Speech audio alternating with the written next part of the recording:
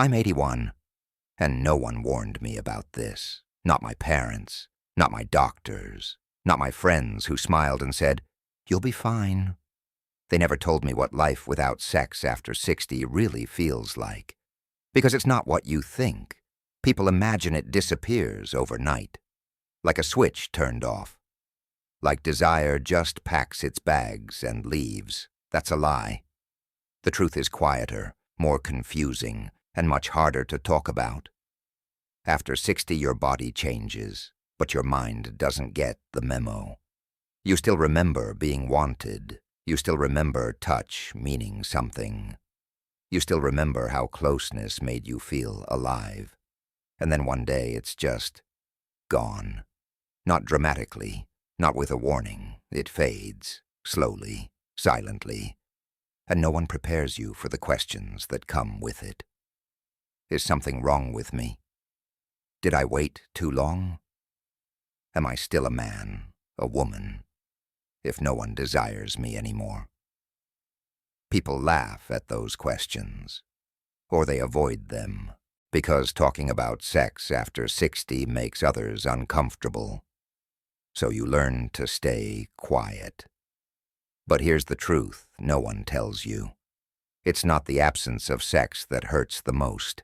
It's the absence of being seen, being touched without explanation, being wanted without effort, being close without shame. That's what disappears first. And if you don't understand what's happening, you start believing the wrong story about yourself. That aging means emptiness. That desire had an expiration date. That you're supposed to accept silence as maturity. I believed that too. Until I realized something very important. Life after 60 doesn't end. But it does change in ways no one warns you about. And if you don't hear the truth now, you'll spend years wondering why something feels missing, without ever knowing what it is. People stop talking about it after a certain age, not because it stops existing, but because silence feels safer. It's as if desire has an expiration date, like a product pulled off the shelf once you reach a certain number. So everyone pretends it's gone. Doctors change the subject, friends joke their way around it, family acts like it was never part of life to begin with. And slowly, you start to wonder if you're the only one still feeling something. Let me tell you this clearly. You are not strange. You are not weak. And you are definitely not broken. The truth is simple, but no one says it out loud. Desire doesn't disappear. It changes. It becomes quieter. Less urgent. More emotional than physical. It shows up as a need for closeness, for warmth, for being understood without having to explain yourself. And when no one talks about it, people assume something is wrong with them. They carry unnecessary shame. They question their worth. That silence does more damage than aging ever could, because wanting connection at any age is not a flaw. It's human. You don't stop needing intimacy because the calendar changes. You don't stop wanting to feel close just because society feels uncomfortable. If you felt confused, if you felt embarrassed for still wanting closeness, listen carefully. Nothing is wrong with you. What's wrong is that no one prepared you for how desire evolves. And once you understand that, the shame begins to loosen its grip. And for the first time in a long time, you can finally breathe. Your body changes, not all at once, not in a way you can point to and say, "This is the moment everything shifted." It happens quietly. Your energy is different. What once felt natural now takes effort. What once came easily now requires patience. And then there are the hormones. No one explains them in simple words. No one sits you down and says, "This is normal." They just assume you'll figure it out on your own. So when desire feels weaker, when your body doesn't respond the way it used to, you start blaming yourself. You think it's failure. You think it's loss. You think it means the best part of life is over, but it's not failure. It's change. The body is doing what bodies have always done, adapting to time. Strength shifts, sensitivity shifts. Recovery takes longer. That doesn't mean intimacy is gone. It means it asks for something different now. More patience, more listening, more gentleness with yourself first. What hurts most is not the change itself. It's being unprepared for it. No warning, no honest conversations, just confusion and quiet frustration. If someone had told you earlier, you won't break, you'll adjust. You won't lose desire, you'll experience it differently. So many people would have carried less shame.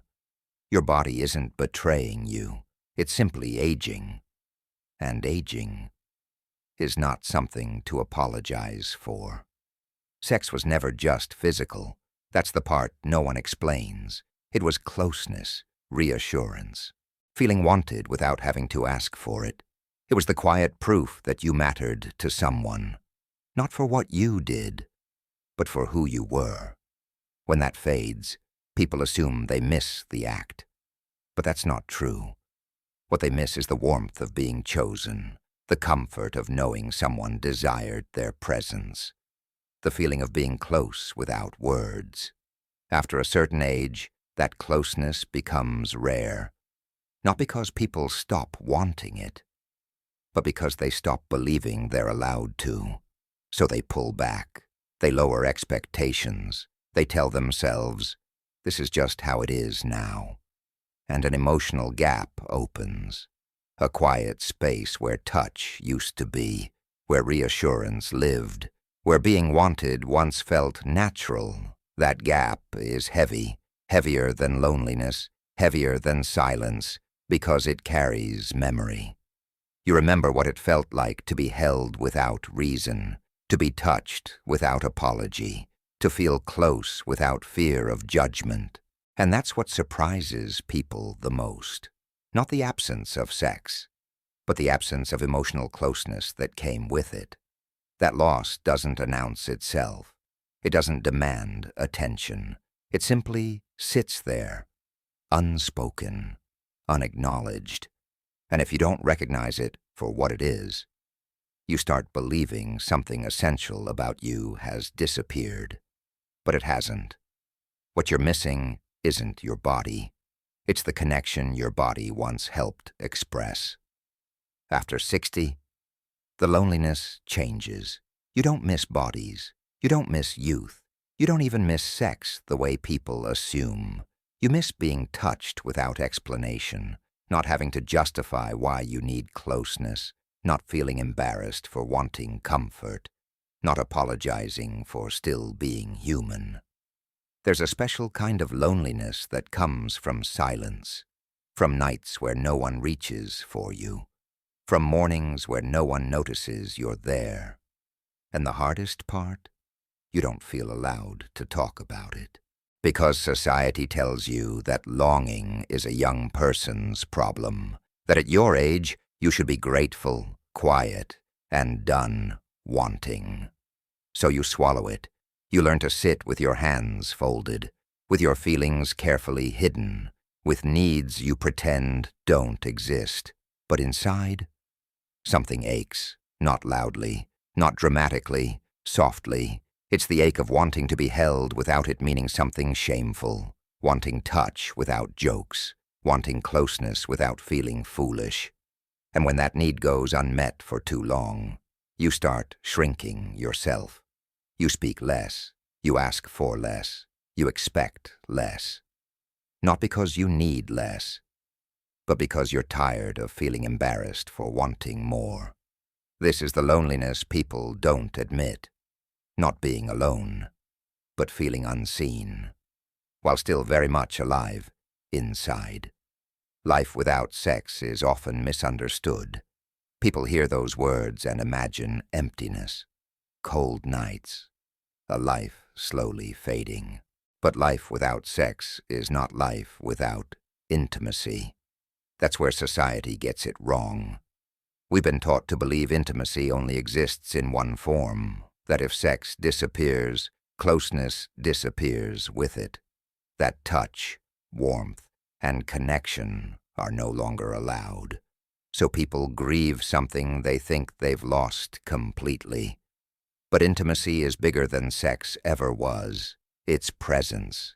It's being listened to without interruption. It's sitting next to someone and feeling understood without speaking. After a certain age, intimacy stops being loud. It stops performing. It becomes quieter and deeper.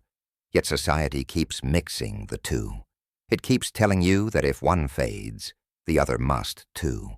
That belief creates unnecessary pain, because people don't stop needing intimacy. They stop recognizing it when it looks different. They overlook shared silence. They dismiss gentle touch. They undervalue emotional safety. And then they say, life feels empty now. But it isn't empty. It's simply asking to be experienced in a new way.